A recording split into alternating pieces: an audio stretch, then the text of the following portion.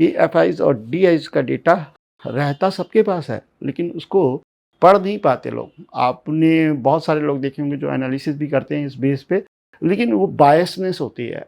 अगर हम इसको बहुत अच्छे तरीके से रेट करना है तो सिर्फ आपको 2 प्लेयर देखने हैं। सबसे पहले रिटेलर जो कि हमेशा बाजार के अगेंस्ट रहता है, और दूसरा एफआईज जो उस रिटेलर को ट्रैप करता है। अगर आप इन दोनों को समझोगे ना तो 90% प्रॉब्लम आपकी सॉल्व हो जाएगी। तो क्या कहते हैं, आज का जो मूव आया है निफ्टी 50 इंडेक्स के अंदर, जिसमें निफ्टी 50 इंडेक्स स्ट्रेट गया है और 24,300 को शिफ्ट भी कर दिया, यानी रेंज से हम बाहर निकल चुके हैं। इस वीक में हम एक रेंज के अंदर ट्रेड कर रहे थे, 24,300 अपसाइड में, 24,000 डाउन साइड में। 24,300 से गिर जाए बाजार, 24,000 पे आ जाए और 24,000 से रिकवर करके वापस 24,300 पर चला जाए।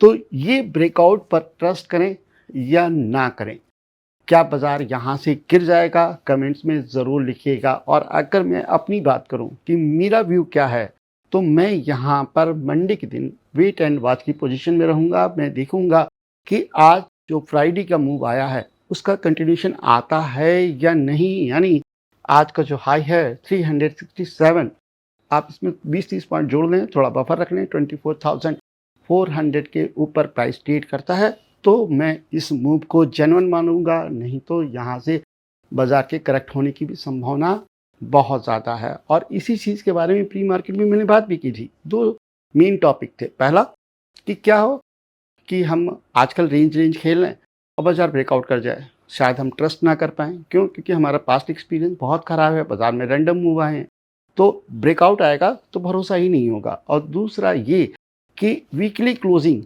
बहुत इंपॉर्टेंट होती है, और अब आपको समझ में आ रही होगी कि वीकली कैंडल जो कि फ्राइडे के दिन बनती है, क्लोज होती है, उसका क्या इंपॉर्टेंस है आपको क्लियर पता चल जाएगा।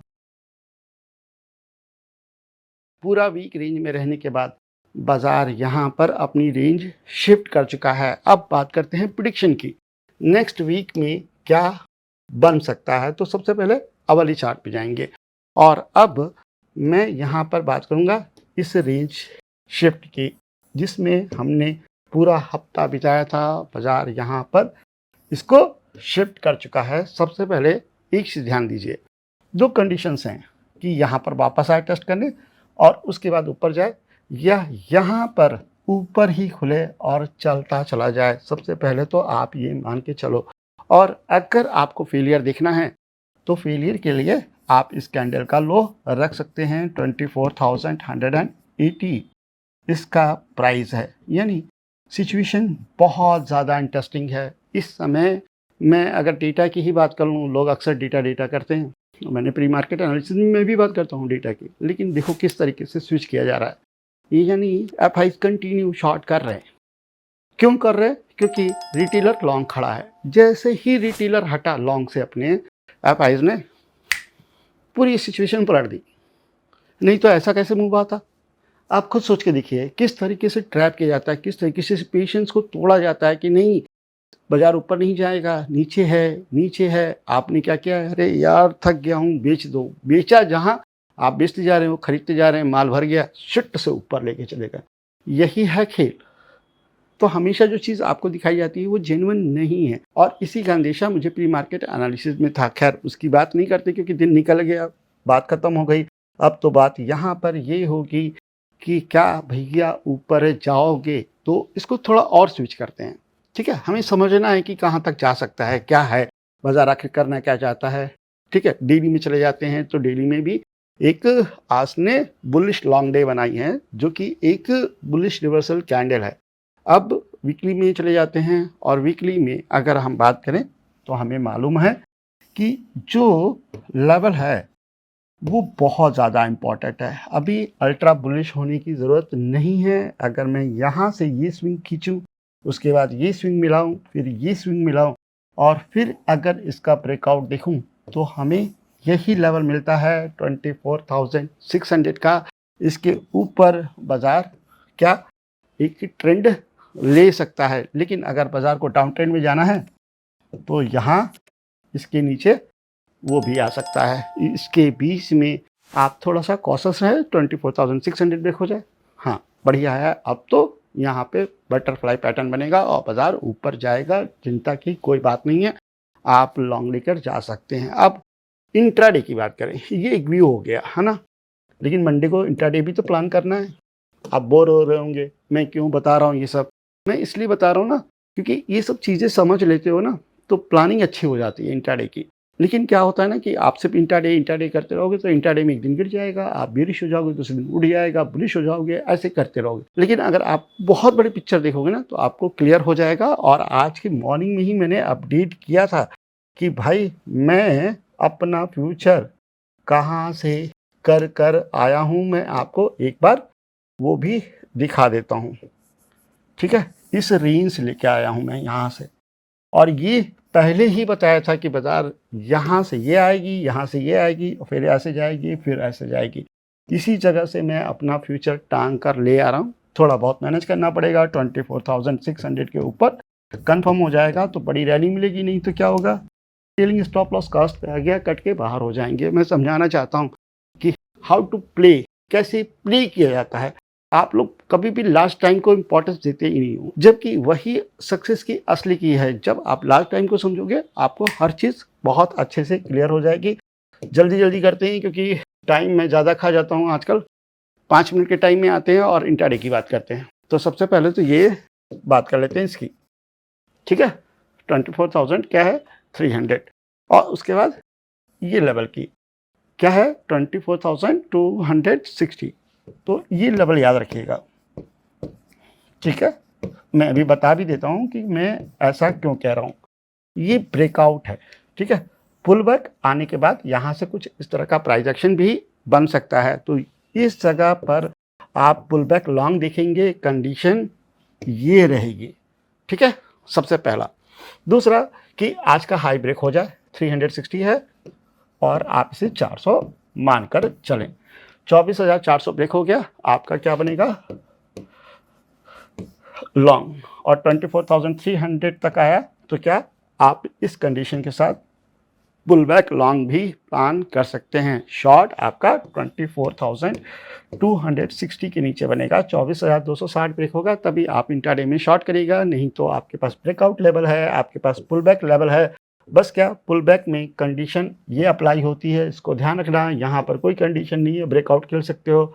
260 भी डाउन साइड का लेवल है, यहाँ से आप बिंदास शॉर्ट मार सकते हो, कोई दिक्कत नहीं है। लेकिन वीकेंड मार्केट एनालिसिस हमारे प्यारे चाचा के बगैर नहीं हो सकती है, और उनका नाम है डोनाल्ड ट्रंप साहब। कुछ ऐसा ना ले आए जिससे कि सिनारियो चेंज हो जाए, और ये दोनों तरफ हो सकता है। सीजफायर आएगा, बनने से गैप अप खुलेगा, कुछ नया ले आ दिए, अटैक का बाजार खरीदे, गैप डाउन खुलेगा, और ये सारे लेवल बेकार हो जाएंगे। तो इस चीज़ को भी ध्यान रखिएगा। होप आप कोई ओवरनाइट पोजीशन नहीं कैरी करके ले जा रहे होंगे।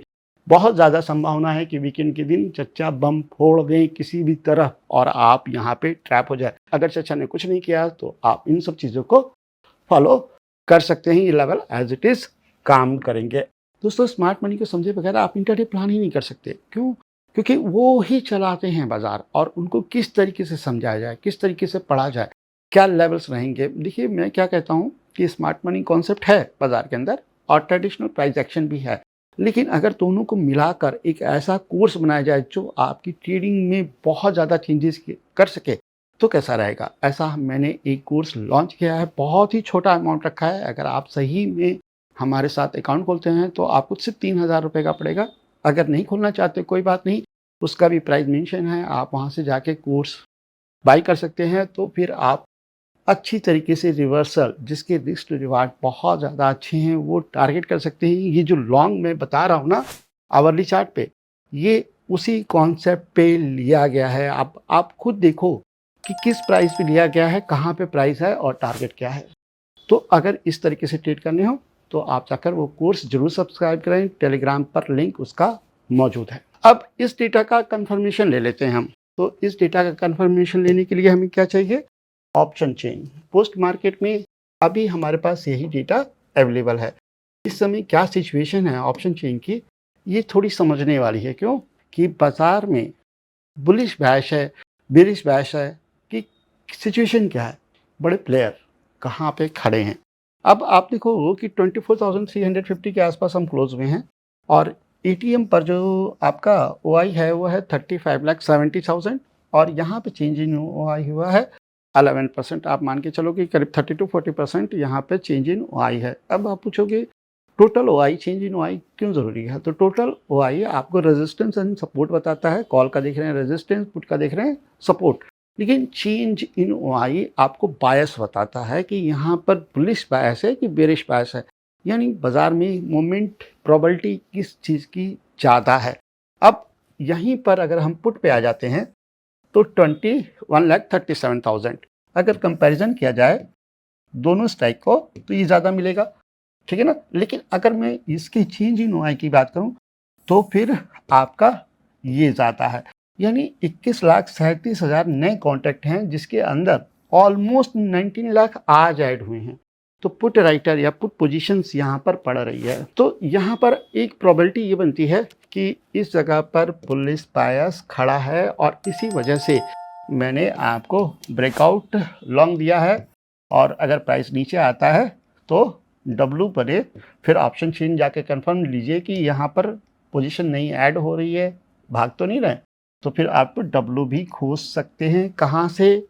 अराउंड 24,280 270 से लेकर 300 के बीच में, इसी पर ये व्यू बना है। तो डेटा अगर मैं ऑप्शन चेन का ले लूँ और प्राइस एक्शन का ले लूँ तो यहाँ पर कंफर्मेशन है, ठीक है। बस एक ही चीज़ की दिक्कत है और वो है, आपको भी मालूम है, कमेंट्स में ज़रूर लिखिएगा, वो है हमारे प्यारे चाचा, कुछ नया ना बम फोड़ दें बाकी सब चंगा सी।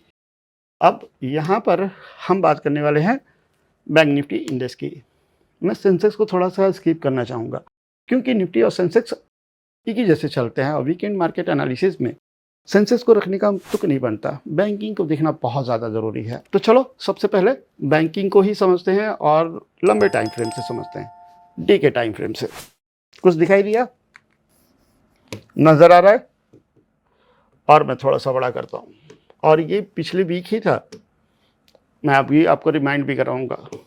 पिछले वीक में मैंने एक स्टॉक की एनालिसिस बताई थी ना, तो उसमें प्राइवेट बैंक्स को तो नहीं रखा था, सरकारी बैंक्स को बहुत रखा था। क्यों? क्योंकि उन्होंने हैमर कैंडल बनाई थी वीकली में, कुछ के ब्रेकआउट्स हुए कुछ के नहीं हुए, लेकिन ये साइन था कि यहाँ से रिवर्सल आने के चांसेस हैं। और देखेंगे तो हम वीकली रेजिस्टेंस पे खड़े हैं, हम डेली रेजिस्टेंस पे खड़े हैं। तो अगर ये ब्रेक हुआ तो ये लगेगा, यही है आपका इंडाइसिस। किस खूबसूरती से, किस तरीके से, कैसे डेटा दिखाकर, किस तरीके से रिटेलर को चूतिया बनाया जाता है, सारा खेल इसी का है। तो सॉरी फॉर द वर्ड्स, लेकिन सच यही है कि किस तरीके से मूर्ख बनाना है उस पे काम करो। अब 5 मिनट के चार्ट पे आते हैं तो भाई साहब आज पूरा दिन बुलिश रहे, अंत तक बुलिश रहे और आपका ऑलमोस्ट टॉप पे क्लोज किया है। निफ्टी ने ऐसा नहीं किया, निफ्टी थोड़ा करेक्ट हुआ, लेकिन भाई साहब ने ऑलमोस्ट टॉप पे क्लोज किया है 58,593।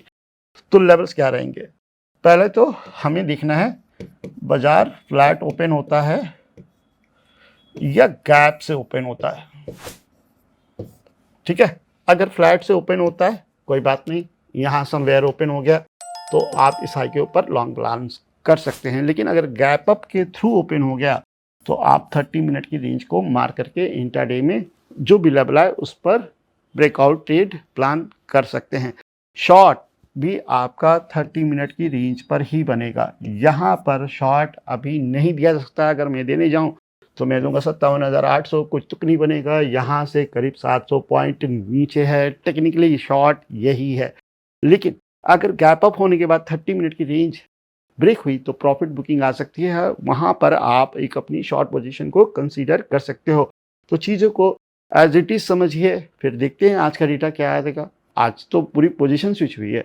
मैं एक बात यहाँ पे ज़रूर डालना चाहूँगा कि एफआईज और डीआईज का डेटा रहता सबके पास है, लेकिन उसको पढ़ नहीं पाते लोग। आपने बहुत सारे लोग देखे होंगे जो एनालिसिस भी करते हैं इस बेस पे, लेकिन वो बायसनेस होती है। अगर हम इसको बहुत अच्छे तरीके से रेट करना है तो सिर्फ आपको 2 प्लेयर देखने हैं। सबसे पहले रिटेलर जो कि हमेशा बाजार के अगेंस्ट रहता है, और दूसरा एफआईज जो उस रिटेलर को ट्रैप करता है। अगर आप इन दोनों को समझोगे ना तो 90% प्रॉब्लम आपकी सॉल्व हो जाएगी। तो इसी नोट के साथ मैं आज की वीडियो को क्लोज़ करता हूँ और उम्मीद करता हूँ कि आपको आज का वीडियो पसंद आया होगा। अगर पसंद आया है तो प्लीज़ लाइक करिएगा, शेयर करिएगा एंड सब्सक्राइब करिएगा। मिलते हैं नेक्स्ट वीडियो में। थैंक यू, नमस्कार, धन्यवाद, जय हिंद।